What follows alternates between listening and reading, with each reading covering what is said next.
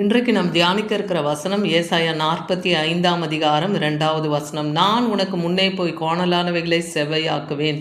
இன்னைக்கு கர்த்தர் நம்மோடு இடைபடுகிறார். அவர் நமக்கு முன்பாக போய் கோணலானவைகளை செவ்வையாக்குவேன். அன்றைக்கு பாரசீக ராஜாவாகிய கோரேசை பார்த்து கர்த்தர் சொல்லுகிறார். ஏன்னா கர்த்தருடைய அபிஷேகம் கோரேசின் மேல் இறங்குகிறது. அவர் ஜாதிகளை கீழ்ப்படுத்தி ராஜாக்களுடைய இடைக்கட்டுகள் எல்லாம் அவிழ்க்கும்படியாக ஒரு அந்நிய ராஜாவை தேவன் தெரிந்து கொள்ளுகிறார். தன் ஜனங்களுக்காக அவர் தெரிந்து கொள்ளுகிறார். அவனுக்கு முன்பாக வாசல்கள் பூட்டப்படாது இருக்க கதவுகளை திறந்து வைக்கும்படியாய் அவனை பார்த்து அவன் வலது கையை பிடித்து கொண்டு அவனுக்கு சொல்லுகிறார், நான் உனக்கு முன்னே போய் கோணலானவைகளை செவ்வையாக்குவேன்.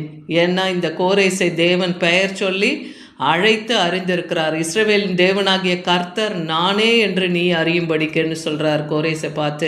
அதனால் உனக்கு முன்பாக என் ஜனங்களுக்கு தடையாக இருக்கிற காரியங்கள், ஆலயத்தை பாபிலோனியர்கள் இஸ்ரவேல் யூத ஜனங்களை சிறைப்படுத்தி கொண்டு போகிறாங்க இல்லையா. 70 வருஷம் சிறைப்பட்டு அவங்க எல்லா எல்லைகளிலும் இஸ்ரவேல் ஜனங்க யூத ஜனங்க சிதறுண்டு கடந்தாங்க. அவங்கள எல்லாரையும் இவர் இந்த கோரேசு ஒன்றுபடுத்தி அழைத்து வருகிறார். அழைத்து பாபிலோனிலே சிறைப்பட்டு கொண்டு போகப்படும் போது ஆலயத்தின் பனிமுட்டு சாமான்களை அவங்க கொண்டு போயிருப்பாங்க. அதெல்லாம் அவர் விடுதலையாக்கி கொண்டு வருகிறார். அதே போல் மறுபடியும் இடிக்கப்பட்ட அந்த ஆலயமும் அதே போல் அந்த சுற்றுச்சுவர்களை எல்லாம் எரித்திருப்பாங்க இல்லையா, அதை எல்லாத்தையும் மறுபடியும் சீர்படுத்தும்படியாக இஸ்ரவேல் யூத ஜனங்களுக்கு மத்தியில் இந்த கோரேசு ஒரு குரல் கொடுக்குறாரு. யாரெல்லாம் உங்கள் ஆலயத்தை கட்ட நீங்கள் சித்தம் கொண்டிருக்கிறீங்க விரும்புகிறீர்களோ நீங்கள் வாங்க, நான் உங்களுக்கு உதவி செய்கிறேன்னு சொல்லி அவங்கள எல்லாரையும் அழைக்கிறாரு. அழைத்து அந்த பனிமுட்டு சாமான்களையும் அவங்களுக்கிட்ட ஒப்படைக்கவும் இன்னும் அவங்க தேவைகளை சந்திக்கவும் அவர் அவர்களை அழைக்கிறாரு.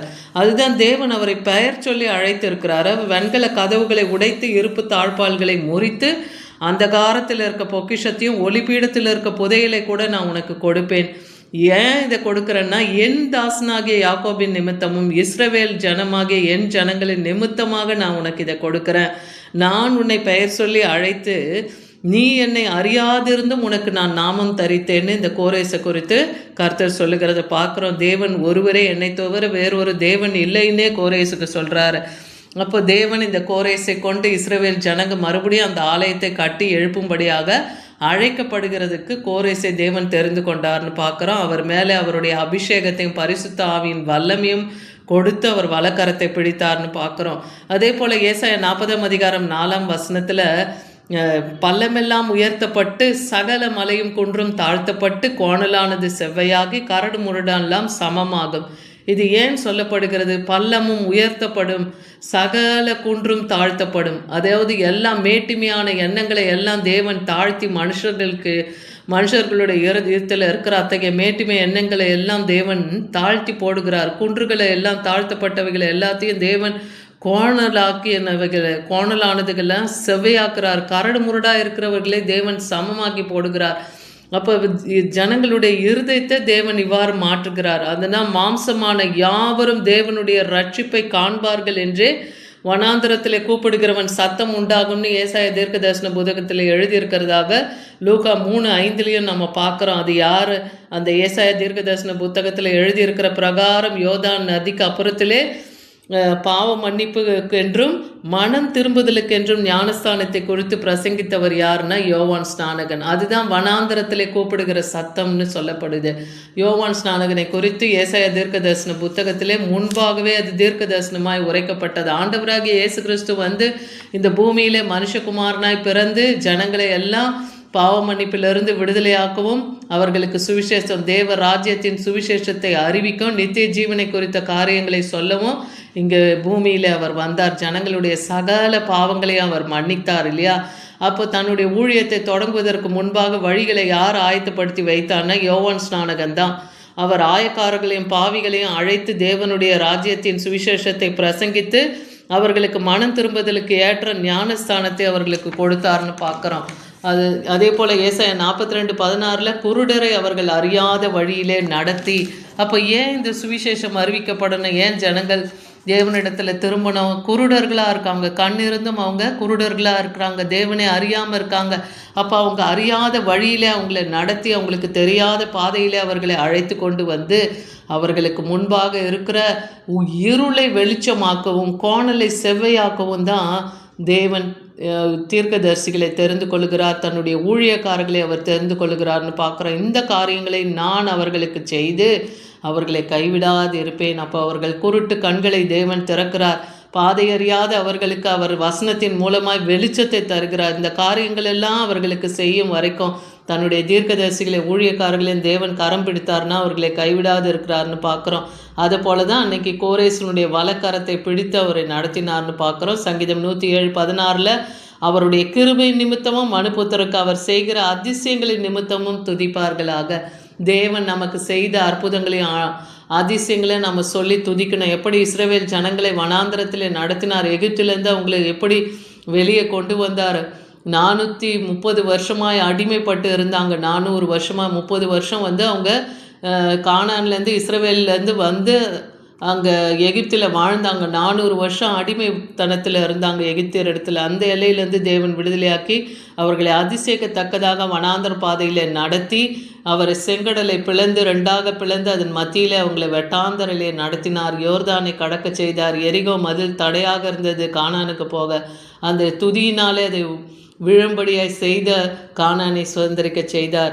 அதே போல் கானானிலும் 7 விதமான பொல்லாங்கான ஜாதிகள் இல்லையா, அப்படிப்பட்ட ஏத்தியர், எபூஷியர், கானானியர், கிர்காசியர்னு பார்க்குறோம். அந்த மாதிரியான 7 விதமான ஜாதிகள் 31 ராஜாக்களையும் தேவன் யோசுவாவுக்கு முன்னின்று சத்துருக்களை எல்லாம் துரத்தி அந்த தேசத்தை சுதந்திரிக்க கொடுத்தார். அப்போ அவர் அதிசயங்கள்லாம் நாம் தான் துதிக்க கடவுணும் இல்லையா. அதனால் இந்த வசனத்தின் மூலமாக தேவன் நமக்கு என்ன சொல்ல விரும்புகிறார்னா, அவர் தடைகளை நீக்குகவும் நமக்கு பலன் அளிக்கிறார், நம்ம வழிகளை தெளிவுபடுத்தி காண்பிக்கிறார்.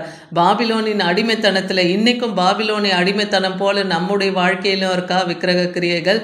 அப்படிப்பட்ட எல்லையிலிருந்து நம்மையும் தேவன் அடிமைத்தனத்திலிருந்து விடுதலையாக்க விரும்புகிறார். அன்னைக்கு அந்த பாரசீக ராஜாவாகிய பெர்ஷிய ராஜாவாகிய அந்த கோரேசை கர்த்தர் பெயர் சொல்லி அழைத்து அறிந்து அவர் வலக்கரத்தை பிடித்தார். கடக்க முடியாத உயரமான தடைகளையும் மலைகள் போன்ற பிரச்சனைகளையும் இன்னைக்கும் தேவன் நமக்கு அகற்ற முடியும். அவர் வெண்கல கதவுகளையும் இருப்பு தாழ்பாகளையும் முறித்து நமக்கு எதிராக இருக்கிற எதிர்ப்புகளை எல்லாம் ஜெயிக்கிறதுக்கு இன்னைக்கும் தேவன் நமக்கு வழிவாசலை திறக்கிறார். நமக்கு முன்பாக திறந்த வாசலை வைக்கிறார். அதை ஒருவனும் பூட்டாதபடி தேவன் காக்கிறார்.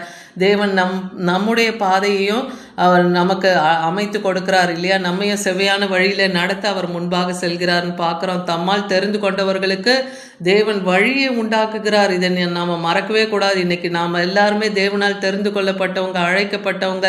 நம்மளை தேவன் நீதிமானாக்கி மகிமையிலே கொண்டு போய் நிறுத்தும் வரைக்கும் நம்மை ஒருபோதும் அவர் கைவிட மாட்டார். இந்த வசனம் நம்ம ஒவ்வொருவருடைய வாழ்க்கையில் ஏற்படுகிற பிரச்சனை, போராட்டங்கள், நீங்கள் செய்கிற வேலையில் ஏற்படுகிற சோர்வுகள், என்னென்ன தடைகள் இருக்கோ அந்த பாதையெல்லாம் தேவன் அந்த தடைகளை நீக்கி போட்டு கர்த்தர் நமக்கு முன்பாக சென்று வழிகளை உண்டாக்கி நமக்கும் ஒரு செழிப்பை உண்டாக்குவார்.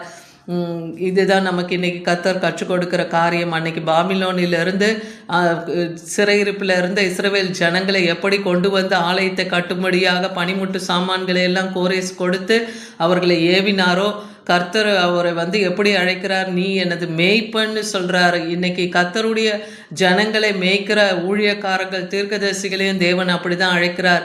நான் விரும்பினதை நீ செய்யின்னு அவர்களுக்கு அன்னைக்கு கோரேஸுக்கு கட்டளையிட்டது போல தேவ ஊழியத்தை செய்கிற நாமும் தேவனுடைய விருப்பத்தை, சித்தத்தை நிறைவேற்றுகளா இருக்கணும். ஏன்னா எருசலேமை பார்த்து நீ சொல், நீ மீண்டும் கட்டப்படுவாயின்னு.